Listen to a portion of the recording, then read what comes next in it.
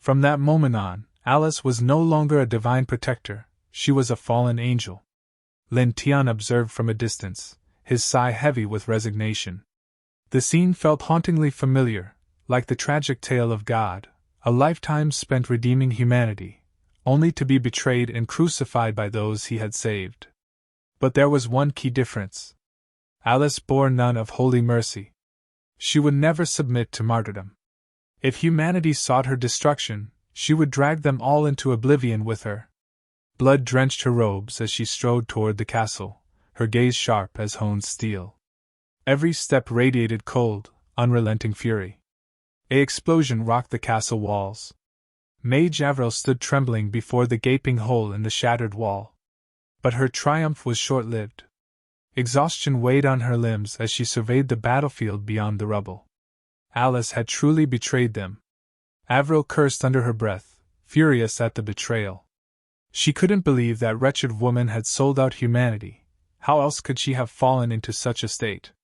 Through gritted teeth, she swore that once she became a grand archmage, she would settle every debt, one by one.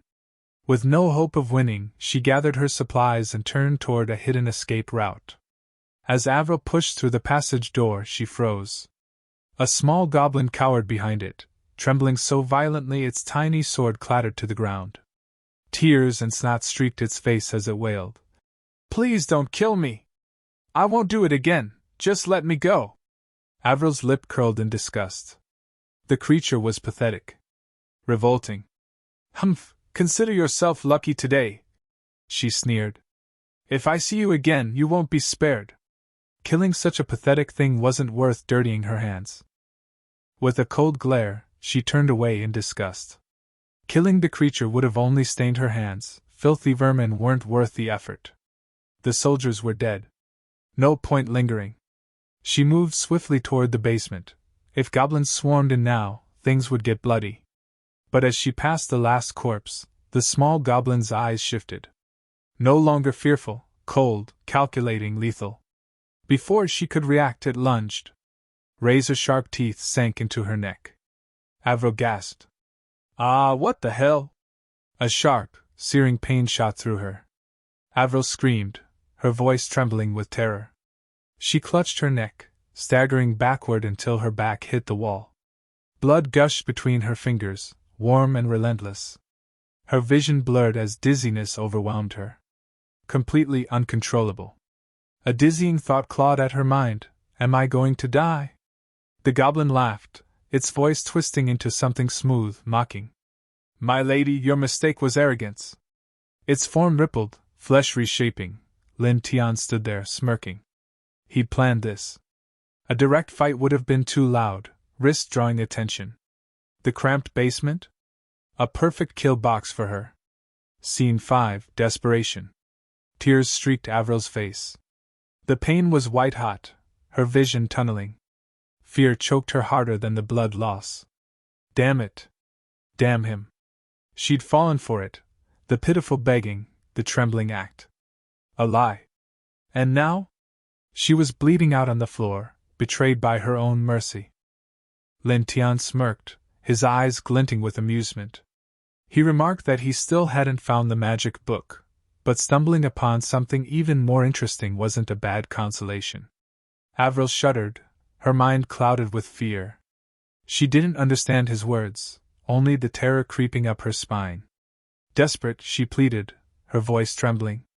"Please don't eat me, I'm not tasty. Let me go. I can take you to where the magic book is hidden. I don't want to die." At that moment, she was no different from a frightened child, begging for mercy from a monster. Lin Tian sat beside her, tilting his head as if studying prey.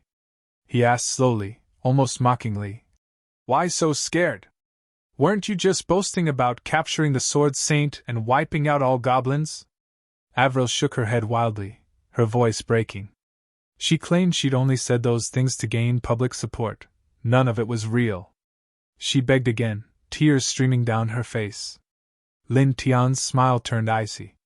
"You're a two-faced liar. With words that flip so easily, how could I ever trust you?" Before she could react, he seized her wrists and slammed them against the wall, pinning her in place. His voice was a dark whisper.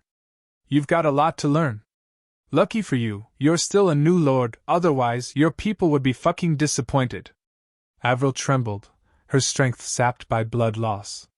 She couldn't fight back, could only whimper as an unfamiliar sensation overwhelmed her, a brutal mix of pain and pleasure. Her vision blurred, consciousness slipping away.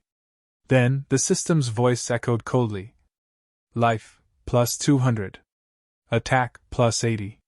Defense, plus 100.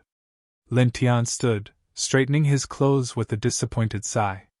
The stat gains were pitiful, far weaker than he'd expected. He muttered under his breath. Pathetic. Did this brat even earn her rank? What are you doing to my Avril, Goblin? A voice echoed throughout the chamber, shaking the very walls.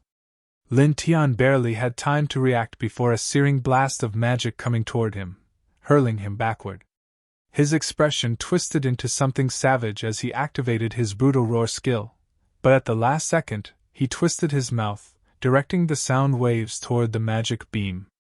The recoil from the technique sent him flying backward just as a barrage of magic orbs exploded where he had been standing.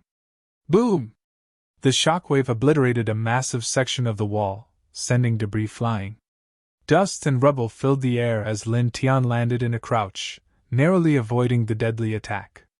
You filthy goblin, how dare you touch my granddaughter? Kling's fury turned to horror when he saw Avril's lifeless body. His voice shook with venom. Your kind will be wiped from this world. I swear it! But before he could act, a wave of killing intent surged behind him. Alice, her eyes hollow, sword gleaming, struck before he could defend himself. The force sent him crashing through the wall. Kling gasped, blood bubbling from his lips as Alice loomed over him. His final words were a choked whisper. You killed them, the ones you were supposed to protect? You're unworthy of being the Sword Saintess. Unworthy of the Holy Sword. You desecrate the Holy Office. You should be nailed to the cross. Kling's mouth was still open, but his voice abruptly stopped. A black long sword flew over, piercing his chest and pinning him to the ground. Alice stepped outside calmly and Kling's eyes widened in terror as he struggled against his impalement. Clad in her obsidian armor that clung to her lethal grace, she stood as death incarnate. The once holy Sword Saintess had become something far more terrifying. Her piercing gaze now held the frozen stillness of a predator. Lin Tian exhaled, a rare flicker of unease in his chest. Even he hadn't expected the fallen Sword Saint to be this terrifying. Alice turned to him, her voice chillingly calm. Anyone else left to kill? Lin Tian forced a smirk. That's everyone. Thanks for the hard work. Later, Lin Tian and Effort descended into the hidden chamber. The walls were lined with ancient tomes, gold piled carelessly in corners. Lin Tian waved a hand. Take what you want. Effort bowed deeply, her voice firm with newfound resolve. I'll grow stronger, to serve you better.